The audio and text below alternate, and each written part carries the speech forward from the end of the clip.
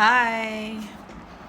I just want you to know, gusto ko lang malaman nyo at ma-share ko sa inyo yung journey ko here.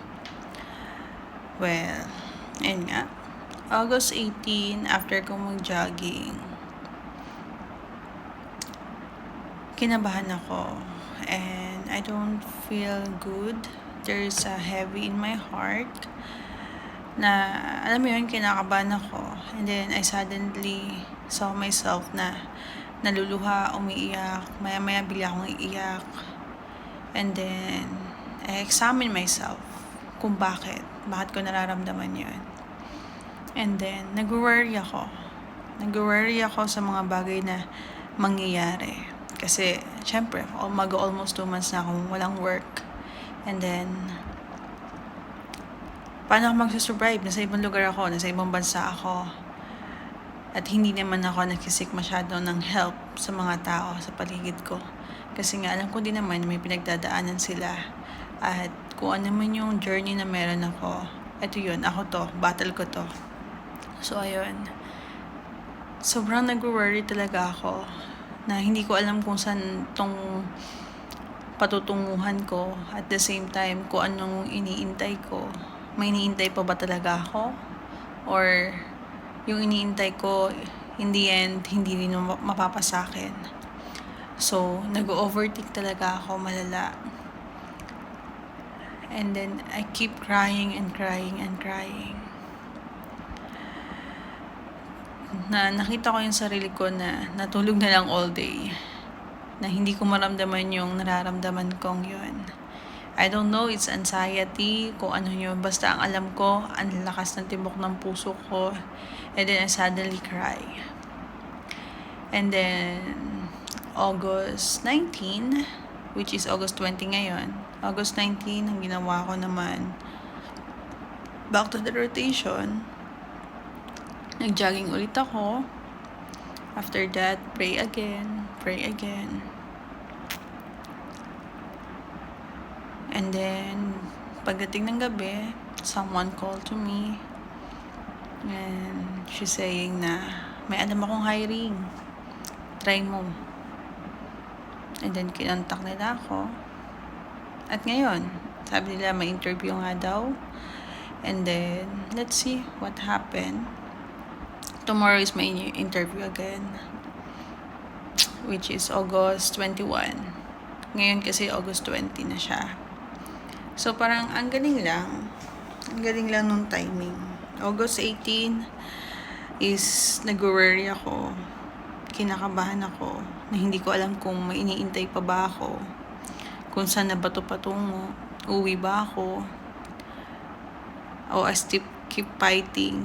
Ayun yun. Kasi hindi pwedeng magstay ka lang dito eh. Madaming kakainin na oras.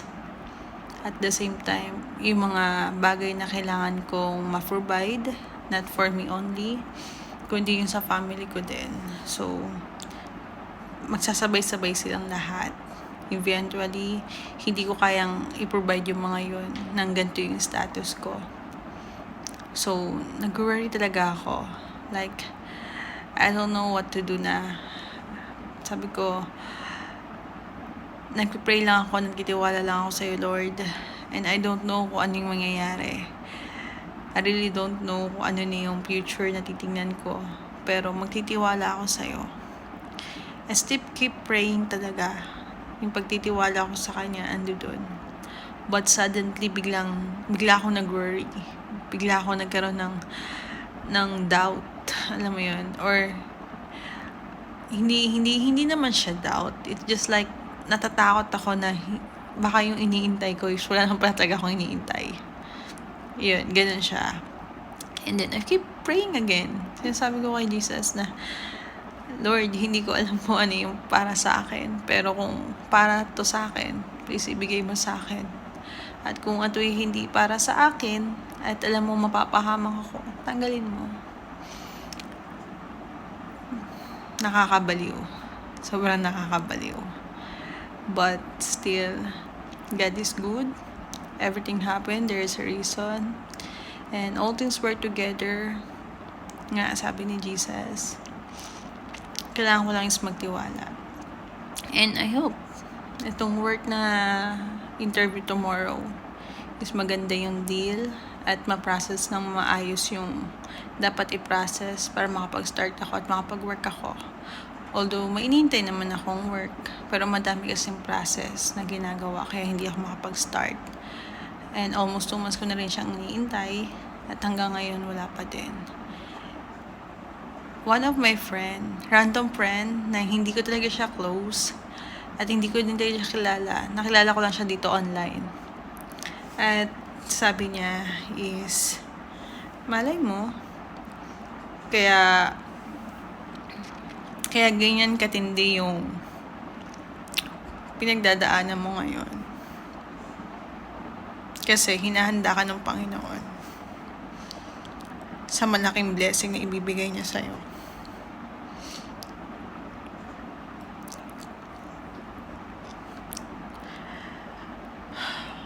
I wish and I pray na ganun lang talaga. Simple message pero grabe yung impact sa'yo. And I thank God na binibigyan niya ako ng mga taong ganun. Thank you. Thank you, Christine. Yeah. Thank you kasi everyday minamotivate mo ako. Everyday sinasenda mo ako ng mga motivational quotes na nagkakaroon ng impact sa akin. And thank you kasi ikaw yung ginagamit ng Panginoon para i-up ako sa ganitong sitwasyon. Even though na hindi mo talaga ako kilala, 'di ba? Random din lang nakilala natin isa't isa. But still, ginagamit ka ng Panginoon para maging okay ako. Kasi guys, alam nyo, hindi ko talaga kailangan ngayon ng material things. Oo, kailangan ko siya financially support. Pero hindi ko siya sinisik kasi kaya naman. May ipon naman kahit papano at kaya naman kahit papano. Ang iniin ko ngayon kasi, yun nga, emotional support. Yun yung parang kailangan ko sa ngayon. Use emotional support lang. Okay na ako doon. Masyadong malaking bagay na sa akin yun. Kaya yun, I hope and I pray everything will be okay soon. At malagpasan natin yung journey na to ng maging maayos. Mabigay ko lahat ng mga needs ng pangangailangan ng magulang ko. Yung pangangailangan ko dito na hindi magbago yung focus ko, yung goal ko. Yun lang. And thank you. Diba? Thank you sa mga tao na hindi nagsasawang i-check ako palagi. Thank you guys. Kasi lagi kayo nandyan. Kahit wala naman akong sinasabi. Kayo nagti-chat, lagi yung tinatanong kamusta ako. Minsan nababaliw, pero minsan mas madalas na okay ako. Alam niyo naman na bihira lang ako maging malungkot at isipin yung mga bagay-bagay. But still, diba? Kailangan ko ng prayer niyo. Kayong lahat. Pag-pray niyo lang ako, guys. Yun lang. And thank you. Let's pray. Pray niyo ako na magkaroon na ako ng work at magawa ko yung mga bagay na gusto kong gawin. Ayun. Kasi wala naman akong pangarap para sa sarili ko. Lahat naman yung lahat is para sa magulang ko, sa kapatid ko. The rest, na matapos ko lahat ng yun, maging okay na siguro ako. Yan lang. Thank you. Just